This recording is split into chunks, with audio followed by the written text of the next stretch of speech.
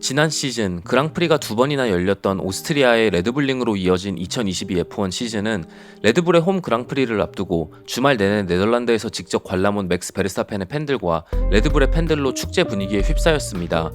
매우 짧으면서 긴 스트레이트 구간과 3개의 DRS 존을 갖고 있는 레드불링에서 팀들과 드라이버들은 스프린트 퀄리파잉을 통해 스타팅 그리드를 결정하게 되었고, 레드불은 이번 그랑프리의 주인공인 베르스타펜이 폴 포지션을 차지하면서 무난하게 메인 레이스 우승도 노려볼 수 있는 기회를 얻었습니다. 하지만 막상 메인 레이스에서는 페라리의 페이스가 레드불링을 지배했고, 순수하게 페이스로 페라리의 두 드라이버 모두 베르스타펜을 압도하는 데 성공하면서 샤를 르클레어가 호주 그랑프리 이후 첫 그랑프리 우승을 차지하는 데 성공했습니다. 레드불의 세르지오 페레즈, 페라리의 카를로스 사인즈가 각각 사고와 차의 문제로 리타이어하면서 메르세데스의 루이스 해밀턴이 새 그랑프리 연속 포디움에 오를 수 있었고, 드라이버 챔피언십 선두를 달리고 있는 베르스타펜은 2등으로 그랑프리를 마무리하는 데 만족해야만 했습니다. 오늘도 전체적인 레이스 리뷰가 아닌 흥미로웠던 뒷이야기들로 영상을 만들었습니다. 스프린트 퀄리파잉을 앞두고 열린 퀄리파잉에서 가장 빠른 랩타임을 기록한 건 베르스타펜이었습니다. 하지만 팀메이트인 페레즈는 퀄리파잉을 4등으로 마무리했음에도 불구하고 세션이 끝나고 나온 FIA와 스튜어드들로부터 Q2 도중 트랙 리밋을 어겼다는 판결을 받았고, 모든 랩타임이 삭제되면서 13번 그리드로 추락했습니다. 이에 대해 스튜어드들은 이 상황을 Q3가 시작된 후에야 알게 되었고, 페레즈가 Q3에 참가할 수 있었던 이유는 모든 세션마다 스튜어드들이 확인해야 하는 상황들이 너무 많았기 때문이다. 드라이버가 퀄리파잉의 다음 라운드로 진출한 다음 그 전 세션에서 트랙 리밋을 어겼다는 판결을 받는 건 흔치 않은 일이기에 새로운 사건으로 분류되어 조사되었다. 레드불은 Q3에 참가하기 위해 이미 자신들이 준비한 파츠들과 연료, 그리고 자원들을 소모했다고 주장했지만, 이 상황은 세션이 끝난 후에 적용되는 페널티와 다를 게 없다. 이 상황에서 주어져야 하는 페널티는 랩타임이 삭제되는 것이고, 공정성을 위해 Q3에서 작성한 랩타임도 모두 삭제되었다라는 말을 했습니다. 이에 대해 페레즈는 당연히 규정을 어겼다고 생각하지만 FIA가 조금 더 매끄러운 진행을 했었어야 한다. 통상적으로 주어지는 페널티보다 훨씬 더 가혹한 페널티를 받았고, Q3에서 더 좋은 랩타임을 기록하기 위해 갖고 있는 타이어를 모두 소진할 수밖에 없었다. 이번 시즌 계속해서 들쭉날쭉한 페널티 적용과 레이스 운영이 나오고 있지만, 앞으로는 FIA와 협력해 조금 더 매끄러운 시즌 진행이 되었으면 한다라는 말을 남겼습니다. 스프린트 퀄리파잉 초반 다시 한번 서로 경쟁하면서 내전을 일으킨 페라리의 르클레어와 사인즈는 첫 번째 랩부터 치열한 휠투휠 배틀을 벌였고, 이 틈을 타 베르스타펜은 선두로 달아나면서 거리를 벌리기 시작하면서 여유있게 스프린트 퀄리파잉을 우승할 수 있었습니다. 스프린트가 끝나고 베르스타펜은 아직도 우리의 차는 퀄리파잉 셋업에서 뛰어나지 않다고 느껴진다. 차의 기본 무게가 너무 무겁고 레이스가 진행되면서 연료의 무게가 줄어들면 이 문제가 더욱더 부각되기 시작한다. 지금도 계속해서 차량의 무게를 줄이기 위해 노력하고 있다. 스프린트 퀄리파잉 초반 페라리 두 대가 배틀을 벌였고, 이 상황을 이용해 거리를 벌리면서 레이스를 운영할 수 있었다. 하지만 스프린트 막판 페라리의 페이스는 우리의 페이스와 엇비슷했기에 메인 레이스는 아주 치열하게 진행될 것 같다라는 말을 했습니다. 한편 2번 그리드를 차지한 르클레어는 메인 레이스는 훨씬 더 길기 때문에 타이어 관리가 스프린트보다 훨씬 더 중요하다. 메인 레이스에서는 오늘처럼 서로 싸우는 일이 없어야 한다. 사인즈와 초반에 벌인 휠투휠 배틀 때문에 스프린트 우승을 놓쳤다고 생각하지는 않는다. 베르스타펜이 거리를 벌린 뒤 타이어 관리에 들어갔기 때문에 내 페이스가 더 빨랐다고 단정 지을 수 없기 때문이다. 팀메이트와의 배틀에 대해서 정해진 팀 오더는 없었다. 우리가 정할 수 있는 문제가 아니기에 아마 감독인 마티아 비노토가 메인 레이스 전 오더를 내릴 것이다 라는 인터뷰를 했습니다. 팀메이트인 사인즈는 스프린트 퀄리파잉에선 팀메이트와의 배틀로 인해 잃는 것도 얻는 것도 별로 없었다. 스프린트를 통해 얻을 수 있는 챔피언십 포인트가 많지 않았기에 순위를 한 단계 더 끌어올린다 하더라도 단 1점 차이였을 뿐이다. 베르스타펜이 선두에서 레이스를 지배했기에 우리 둘이 서로의 발목을 잡았다고 생각하지 않는다라는 소감을 남겼습니다. 스프린트 퀄리파잉을 13번 그리드에서 출발해 5등으로 마무리하면서 메인 레이스를 5번 그리드에서 출발한 페레즈는 첫 번째 랩 4번 코너에서 4번 그리드에서 출발한 메르세데스의 조지 러셀과 엉키면서 사고가 났고, 결국 17번째 랩에서 리타이어 할 수밖에 없었습니다. 러셀은 이 사고로 인해 5초 페널티를 받았고, 레이스가 끝나고 페널티가 너무 가혹했다는 자신의 의견을 밝혔습니다. 러셀은 레이스가 끝나고 영상을 다시 분석한 결과 페널티가 나올 만한 상황이 아니었다고 느꼈다. 레이스 시작 직후 매우 혼란스러운 상황이었고, 차들이 다닥다닥 붙어있는 상황에서 페레즈가 무리해서 바깥쪽으로 추월하려고 시도했다. 스프린트 퀄리파잉에서는 보타스를 상대로 똑같은 추월을 시도했고 성공했지만, 보타스가 연속 위로 아예 올라타면서 사고를 피했기에 가능했다. 나도 똑같이 페레즈를 피하려고 했지만 바로 앞에 사인즈가 있었고 브레이크와 스티어링 모두 한계점이었기에 더 이상 피할 수가 없었다. 페레즈의 레이스가 일찍 끝나게 되어 마음이 무겁다. 작년에는 노리스를 상대로 똑같은 추월을 시도하다가 페널티를 받았고 오늘 시도한 추월도 완전히 비슷한 상황이었다라는 자신의 생각을 전했습니다. 이에 대해 페레즈는 코너 진입 시 내가 확실히 더 앞서 있었고 러셀이 차를 조금 더 안전하게 제어해야 하는 상황이었지만 그는 그렇게 하지 못했다. 내가 할 수 있는 건 아무것도 없었다. 바깥쪽에 자갈밭에 최대한 붙으면서 안쪽 공간을 충분히 남겨두면서 차 두뇌가 코너를 돌 수 있는 상황을 만들어 주었다고 생각한다. 러셀 같은 수준의 드라이버가 그런 주행을 했다는 게 믿기지 않는다. 개인적으로도 그리고 팀으로서도 매우 실망스러운 결과였다라는 인터뷰를 했습니다. 레이스 시작과 동시에 폴 포지션에서 출발한 베르스타펜이 치고 나가는 듯 했으나 베르스타펜은 처음 10번의 랩 동안 2등에 위치한 르클레어와 3등에 자리 잡은 사인즈를 떼어놓는데 실패했습니다. 르클레어는 DRS를 사용할 수 있는 거리인 1초 미만의 차이를 유지하면서 베르스타펜을 압박했고 결국 11번째 랩 4번 코너에서 과감하게 베르스타펜의 안쪽을 찌르면서 추월하는 데 성공했습니다. 그리고 르클레어는 바로 패스티스트 랩을 작성하면서 베르스타펜을 DRS 사용 가능 거리 밖으로 밀어내는 데 성공했고 레드불은 13번째 랩에 베르스타펜을 일찍 피트로 불러들이면서 하드타이어로 교체시킵니다. 르클레어는 팀메이트인 사인즈와 4초 차이의 거리를 유지하면서 여유롭게 레이스를 이어나갔고 새로운 하드타이어를 낀 베르스타펜은 하스의 믹 슈마허와 메르세데스의 루이스 해밀턴을 추월하면서 서서히 순위를 끌어올리기 시작했습니다. 26번째 랩에서 르클레어는 첫 번째 피트인을 하면서 하드타이어로 교체했고 바로 이어진 27번째 랩에서 사인즈도 피트인하면서 새로운 하드타이어를 낀 상태로 레이스로 복귀했습니다. 그리고 33번째 랩에서 르클레어는 다시 한번 베르스타펜을 3번 코너에서 추월하면서 선두로 복귀했고 베르스타펜은 전방 그립과 차의 전체적인 밸런스의 문제를 무전으로 엔지니어에게 전달했습니다. 레드불은 37번째 랩에서 두 번째 타이어 교체를 위해 베르스타펜을 피트인시켰고 르클레어는 자신의 하드 타이어 세트를 12바퀴 더 가져가면서 49번째 랩에 그리고 사인즈는 바로 다음 랩인 50번째 랩에 피트인하면서 두 번째 하드 타이어 세트로 교체했습니다.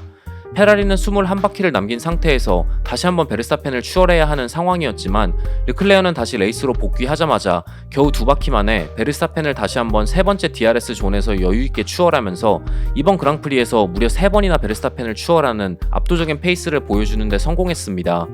사인즈도 서서히 베르스타펜과의 거리를 좁히면서 추월을 노려볼 수 있을 정도로 가까워졌지만 4번 코너 진입을 앞두고 갑자기 파워 유닛에서 뿜어져 나온 연기와 함께 파워 유닛이 폭발을 일으키면서 불이 나기 시작했고 결국 리타이어 할 수밖에 없었습니다. 자신의 파워 유닛 문제에 대해 사인즈는 전혀 이런 일이 일어날 거라는 전조 증상이 없었다. 너무 갑작스럽게 일어난 일이고 오늘 매우 많은 포인트를 획득할 수 있는 기회가 있었기에 너무나 아쉽다. 매우 손쉽게 원투 포디움을 할 수 있는 기회였다.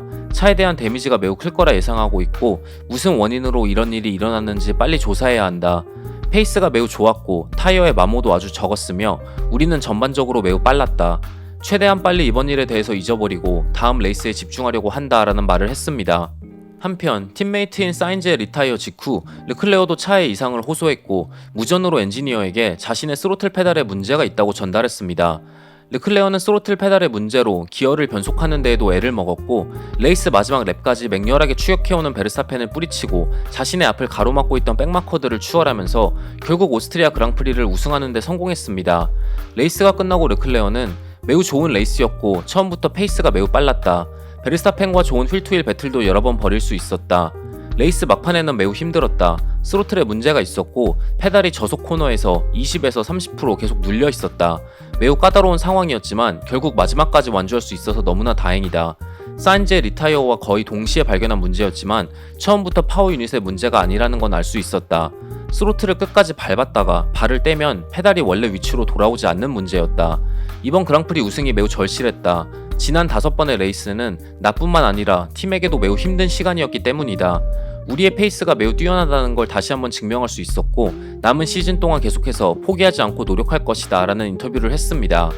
2등으로 레이스를 마무리한 베르스타펜은 레이스가 끝나고 레드불의 타이어 마모가 페라리보다 훨씬 심했다고 밝혔습니다. 베르스타펜은 매우 까다로운 레이스였다. 처음부터 타이어 관리가 힘들다고 느꼈고 미디엄과 하드 타이어 모두 똑같은 문제를 겪었다. 르클레어와 휠투휠 배틀을 하기에는 타이어의 마모가 너무나도 빨리 진행되었다. 하지만 이렇게 힘든 조건 속에서도 2등으로 레이스를 마무리한 건 기대 이상의 결과다라는 말을 했습니다.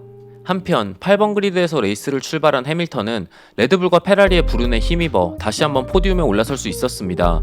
레이스가 끝나고 해밀턴은 정말 이런 결과를 예상하지 못했다. 스프린트 퀄리파잉을 포함해 이번 주말은 매우 힘들었고 이런 결과에 매우 감사한다. 이번 그랑프리에서 우리는 다시 한번 3등과 4등을 차지하면서 꽤 많은 포인트를 획득하는 데 성공했다. 계속해서 이런 결과를 이어나가야 한다. 팀의 모든 멤버들에게 감사하다는 말을 전하고 싶다. 퀄리파잉에서의 사고 후 토요일 아침 완전히 새로운 차를 준비해야 했고 내가 자주 하는 실수는 아니지만 그들의 끊임없는 노력에 너무나도 고맙다는 말을 전하고 싶다라는 인터뷰를 했습니다. 알핀의 페르난도 알론소는 스프린트 퀄리파잉 시작 직전 발견한 ECU 전자제어 장치 문제로 아예 스프린트 퀄리파잉에 참가할 수 없었고 결국 메인 레이스를 19번 그리드에서 출발해야 했습니다. 하드 타이어로 레이스를 시작한 알론소는 27번째 랩까지 버티면서 12로 순위를 끌어올렸고 두 번째 하드 타이어 세트로 교체한 뒤 57번째 랩에서 사인즈의 리타이어로 나온 버추얼 세이프티카 상황에서 미디엄 타이어로 교체하면서 순조롭게 포인트를 획득하는 듯 싶었습니다. 하지만 알론소는 아웃랩 첫 번째 섹터에서 타이어의 심한 떨림 현상을 발견했고 바로 다음 랩에 다시 한번 피트인해야 했습니다. 결국 레이스가 다시 시작되었을 때 14등으로 복귀한 알론소는 끝까지 포기하지 않으면서 10등으로 완주하고 챔피언십 포인트를 획득하는 데 성공했습니다. 레이스가 끝나고 알론소는 FIA와 스튜어드들로부터 소환되어 혹시 안전하게 타이어가 결착되지 않은 상황에서 레이스로 복귀했는지에 대한 조사를 받았습니다. 이에 대해 알핀의 오트마 자프나우너는 타이어의 떨림 현상이 왜 심했는지 지금으로선 알 수가 없다. 다시 한번 피트인하고 다른 세트의 미디엄 타이어로 교체하고 난 뒤에는 바로 문제가 해결되었기 때문이다. 이번 그랑프리부터 새로운 타이어 결착 메커니즘을 사용하고 있긴 하지만 이미 FIA로부터 승인받은 파츠이고 타이어가 결착된 후 갑자기 풀리는 일은 절대 있을 수 없다라고 말했습니다. 이에 대해 FIA는 영상을 통해 조사한 결과 피트스톱에서 이상한 점을 발견할 수 없었고 타이어가 완전히 결착된 것을 확인할 수 있었다. 레이스가 끝나고 차를 조사한 결과 왼쪽 전방 타이어에 데미지가 있었고 이 데미지는 피트인 이후에 일어난 데미지이기에 페널티를 부과할 이유가 없다라는 판결을 내렸습니다. 이번 오스트리아 그랑프리는 그동안 보기 힘들었던 다양한 규정들이 적용되면서 꽤 많은 페널티들과 벌금들이 부과되었습니다. 금요일에 진행된 드라이버 미팅에서 에스턴 마틴의 세바스찬 베텔은 미팅이 끝나기 전 자리를 떠나면서 25,000 유로의 잠정적인 벌금이 부과되었고 레이스 도중에는 거의 대부분의 드라이버들이 트랙 리밋에 대한 워닝을 여러 차례 받으면서 5초 페널티를 받기도 했습니다. 레이스가 끝나고 포디움에 올라간 르클레어, 베르스타펜, 해밀턴 또한 파크펌의 조항을 위반했다는 FIA의 판결에 따라 잠정적인 10,000유로의 벌금이 부과되었습니다. 포디움에 올라간 드라이버들은 인터내셔널 스포팅 코드 조항 12.2.1.j2에 명시된 이벤트를 원활하게 진행하기 위한 레이스 담당자들의 지시를 따라야 한다는 조항을 위반했다는 판결을 받았습니다. FIA는 레이스가 끝나고 파크펌의 피지컬 코치들과 드라이버 어시스턴트들이 출입이 허락되지 않은 공간에 무단으로 침입했고 레이스가 끝나고 드라이버들의 몸무게를 재기 전 무게추를 전달한다거나 허가되지 않은 물품을 전달하는 걸 방지하기 위한 담당자들의 지시를 어겼다고 발표했습니다. 하지만 결국 스튜어드들의 조사 끝에 포디움에 올라간 드라이버들의 순위는 공식적으로 다시 한번 확인되면서 별다른 페널티 없이 레이스가 마무리되었습니다. 이에 대해 메르세데스의 조지 러셀은 조금 더 일관된 규정의 적용이 필요하다. 매 레이스마다 스튜어드들과 레이스 디렉터가 바뀌는 일이 너무 자주 일어나고 있고 그 누구도 레이스의 진행과 들쭉날쭉한 규정들의 적용에 대한 책임을 지지 않고 있다. 규정에 대한 해석이 매번 바뀌고 있다고 생각한다. 대부분의 드라이버들이 2명의 레이스 디렉터가 아닌 1명이 시즌을 책임지고 운영해야 한다고 주장하고 있다. 트랙 리밋 같은 경우에도 레이스 도중 흰색 라인을 매번 지키는 게 매우 힘들다. 레이스 도중 사이드 바이 사이드 상황에서 흰색 라인 바깥으로 밀렸다면 다음 코너에서 다시 추월하기 위해 자리 싸움이 일어날 수밖에 없지만 자가바치라든지 런오프가 있다면 트랙 리밋을 어기면서 무리해서 부정한 방법으로 이득을 챙길 수가 없다. 규정과 페널티의 일관적인 적용이 필요하고 이를 위해서는 스튜어드들과 레이스 디렉터가 매번 같은 사람들로 꾸려져야 한다고 생각한다라는 인터뷰를 했습니다. 10만 명이 넘는 관객들이 이번 주말 레드불링을 찾으면서 F1은 매우 성공적인 오스트리아 그랑프리를 개최한 듯 보였으나 몇몇 팬들은 다른 극성 팬들로부터 성희롱, 동성애 혐오, 인종차별적인 발언들을 들었다고 SNS에 사례들을 게시했습니다. 이에 F1은 피해를 입은 팬들을 패독으로 초청해 드라이버들과 팀들을 만날 수 있는 기회를 제공했고, 특히 메르세데스는 레이스 도중 메르세데스와 해밀턴을 응원했다는 이유로 술에 취한 타팀 팬들에게 치마가 들춰지는 끔찍한 일을 겪은 여성 팬을 게러지로 초청해 만날 수 있는 기회를 가질 수 있었습니다. 메르세데스의 토토 울프는 다른 사람을 성희롱한다거나 인종차별, 동성애 혐오하는 언행과 행동들은 절대 이해받을 수 없다. 단순히 생각이 없는 행동이고 술에 취해서 실수했다라는 핑계는 절대 될 수 없다.